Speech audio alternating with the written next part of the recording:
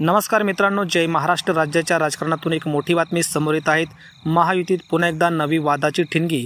तर मित्रांनो, काय स्पेशल रिपोर्ट जाणून घेऊया. त्या अगोदर बातमीपत्र यूट्यूब चॅनल सबस्क्राईब केलं नसेल तर सबस्क्राईब करून बेल आयकॉन नक्की प्रेस करा. गेल्या 2 दिवसापासून एसटी भाडेवाढीवरून महायुतीच्या नेत्यांमध्ये वाद पाहायला मिळत आहे.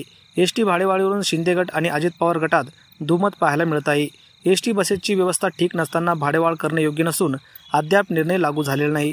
मुख्यमंत्री परदेश दौऱ्यावरून आले आहेत, त्यांच्याशी बोलून अंतिम निर्णय होईल असं अजित पवार यांनी म्हटलं आहे. तर दुसरीकडे अधिकाऱ्यांनी परस्पर भाडेवाढीचा निर्णय घेतल्याचं प्रताप सरनाईक यांनी म्हटलं आहे. यावरून अनेक प्रश्न उपस्थित झाले आहेत. मुख्यमंत्री परदेश दौऱ्यावर असताना एसटी भाडेवाढ करण्यात आली का? भाडेवाढीवरून महायुतीत दुमत आहे का? असे अनेक प्रश्न उपस्थित झाले आहेत.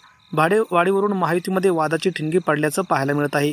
एसटी महामंडळाने केलेल्या 15% भाडेवाढीच्या निर्णयावरून महायुतीत विवाद असल्याने पुन्हा एकदा उघड झाले आहे. एसटी बचतची अवस्था ठीक नसताना भाडेवाढ करणे योग्य नसल्याची प्रतिक्रिया उपमुख्यमंत्री अजित पवार यांनी दिली आहे.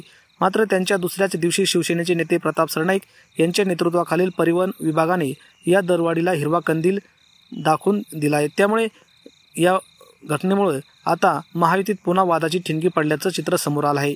तर याबाबत आपल्याला काय वाटतं? आपल्या प्रतिक्रिया कमेंट बॉक्समध्ये नक्की व्यक्त करा. धन्यवाद. जय महाराष्ट्र.